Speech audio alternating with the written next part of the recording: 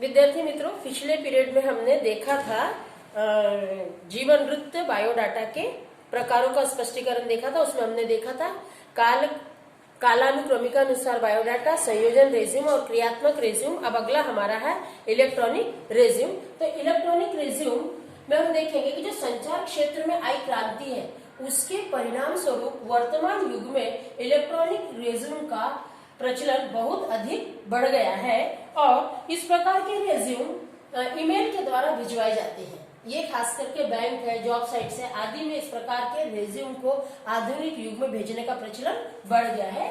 अगला हमारा लक्षित रेज्यूम। इसमें किसी व्यक्ति किसी विशिष्ट लक्ष्य के लिए या किसी विशिष्ट पद को पाने के लिए इसको तैयार किया जाता है और इसमें व्यक्ति विशिष्ट पद के संदर्भ में अपनी विशिष्ट योग्यताओं और अपने विशेष अनुभवों का उल्लेख करता है ताकि वो स्वयं को एक योग्य उम्मीदवार के तौर पर उस पद के लिए अपने आप को प्रस्तुत कर पाए।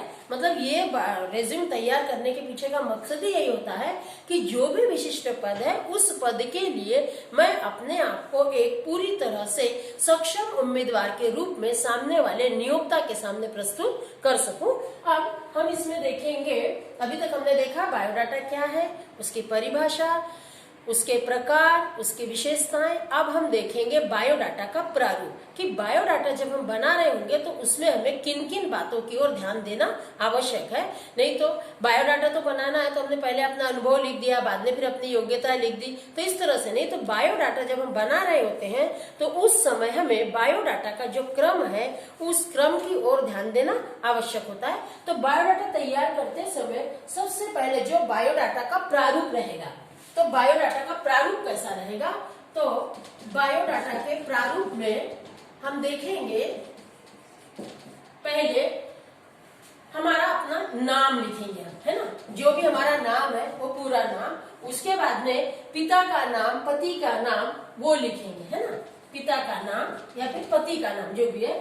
उसके बाद में डेट ऑफ बर्थ, हमारी जो जन्म तिथि है, जन्म तिथि लिखना जरूरी है। उसके बाद में व्यवहार का पता, हम जिनको बायोडाटा भेज रहे हैं और वो अगर मान लो चाहे कि आपसे हमें कुछ संपर्क करना है तो वो किस पते पे करेंगे, तो वो हमारा जो परमानेंट एड्रेस होगा वो हमें यहाँ पर देना होगा।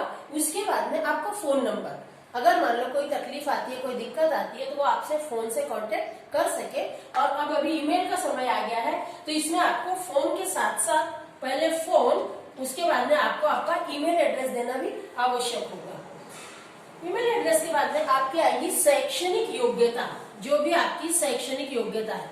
तो शैक्षणिक योग्यता में आपका वर्ष आएगा, तो कौन से वर्ष में आपने पास किया है, यहाँ पर आपकी यूनिवर्सिटी आएंगे, किस यूनिवर्सिटी से किया, यहाँ पर आपके विषय आएंगे कि आपने 10वीं यूनिवर्सिटी ऑब्लिक बोर्ड, है ना, यूनिवर्सिटी लिखने का ना ऑब्लिक बोर्ड, क्योंकि जब 10वीं आप पास करोगे तो किसी बोर्ड से करो तो उसका वहाँ उल्लेख होना चाहिए और ज्यादा उसमें स्पष्टता है। इसलिए 10वीं में आपके क्या क्या विषय रहे होंगे, एक छोटा शॉर्ट में उसको भी हम लिख सकते हैं।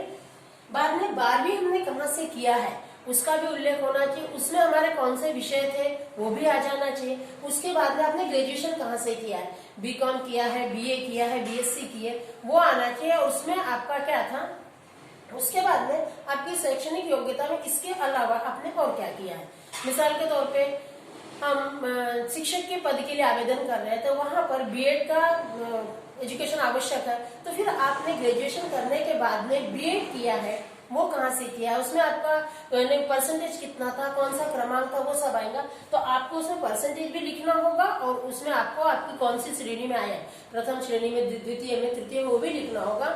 उसके बाद आपने एमए किया है, एमकॉम किया है, एमएससी किया है, किस विषय में किया है, उसमें आपको कोई विशेष प्रावीण्यता मिली है क्या, उसमें आपका परसेंटेज कितना है, आपका कौन सा क्रमांक है, वो सारा उल्लेख शैक्षणिक योग्यता में करना आवश्यक होगा। और इसके अलावा आपने और कुछ किया है क्या, मान लीजिए आपको गोल्ड मेडल मिला होगा या मान लीजिए आपने डबल एमए किया होगा, डबल एमकॉम किया होगा, तो ऐसे समय आपने जो और अन्य शैक्षणिक योग्यता मिलवाई है उसका भी यहाँ पर उल्लेख होना आवश्यक है। उसके बाद में आएगा आपका अनुभव कि आपका अनुभव कितना है ना, अनुभव भी मायने रखता है। तो उसके बाद में आपको अनुभव का उल्लेख करना पड़ेगा।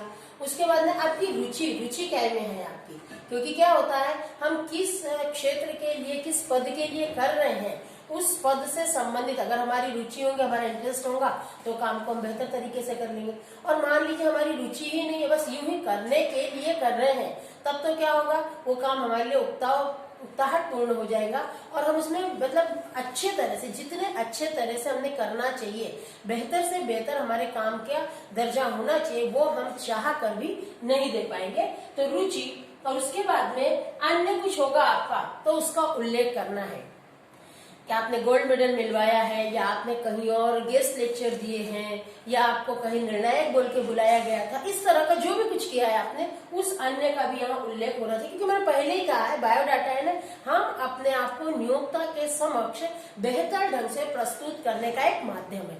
और आज के आधुनिक युग में ये एक महत्वपूर्ण प्रलेख है, क्योंकि आज क्या है, ग्लोबलाइजेशन है, यहाँ पर जो दिखेगा वही बिकेगा, ये वाली स्थिति है। तो आप क्या हो ये आपको बताना पड़ेगा, हमें नहीं मालूम है या किसी और को नहीं मालूम है, तो हमें बेहतर ढंग से अपने आप को, और लेकिन हाँ एक है, उसमें किसी भी प्रकार की असत्यता नहीं होनी चाहिए, जो है उसे ही हम बेहतर ढंग से हमें वहां पर प्रस्तुत करते आना चाहिए। उसके बाद में कहाँ हो आप स्थान, इतना सब तो बना लिया हमने, बायोडाटा तो पूरा बना लिया, उसमें कहीं कोई उल्लेख ही नहीं आया कि हम नागपुर से बात कर रहे हैं, लखनऊ से कर रहे हैं, या दिल्ली से कर रहे हैं, या वर्धा से कर रहे हैं, तो उसमें स्थान का आना जरूरी है। और दिनांक, क्योंकि बायोडाटा पहले आपने तैयार किया है, लेकिन जब आप किसी को भेज रहे हैं, ये नहीं कि आज से 5 साल पहले हमने बायोडाटा ग्रेजुएशन हुआ था, तैयार किया, वो डेट डाल दी, वही डेट, वो भी एक गलत बात होगी। तो दिनांक आपको आज की डालना होगा, या कि जब आप भेज रहे हो बायोडाटा, जिस दिन भी हम भेज रहे हैं, आज का मतलब नहीं तो आपको लगेगा कि हो 25 जनवरी 2021, ऐसा भी नहीं है। जिस दिन आप कंपनी के लिए या अपने आप को प्रस्तुत करने के लिए कहीं भी बायोडाटा भेज रहे हो, उस दिन की ही आपको वहां पर दिनांक डालना होगा, और आखिर में आपको वहां पर आपके हस्ताक्षर करना होगा। पहले हस्ताक्षर करिए और फिर वहां पर आपका स्पष्ट शब्दों में नाम लिखना होगा। तो इस प्रकार से आपका ये संपूर्ण बायोडाटा बन जाएगा, और ये एक अच्छा प्रभावशाली आपका बायोडाटा बन जाएगा। इस बायोडाटा का जो मकसद है कि नियोक्ता के सामने हमने अपने आप को बेहतर ढंग से प्रस्तुत करना, तो वो हमारा हो जाएगा। ठीक है, धन्यवाद।